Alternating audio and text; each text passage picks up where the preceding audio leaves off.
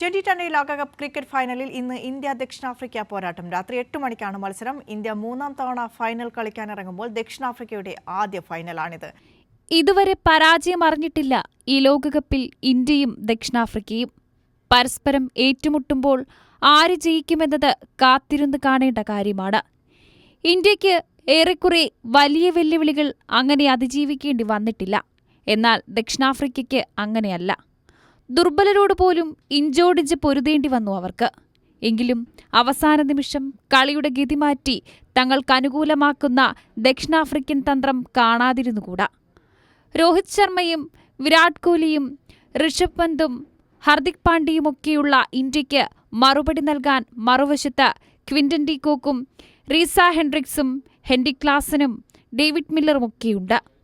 ബൌളിംഗിൽ Indian സ്പിന്നർമാർ ദക്ഷിണാഫ്രിക്കയ്ക്ക് വെല്ലുവിളിയാകുമെന്നുറപ്പ്. ദക്ഷിണാഫ്രിക്കൻ പേസ് ബൌളർമാരെ ഇന്ത്യയും സൂക്ഷിക്കേണ്ടി വരും. Sports desk, Kairali news.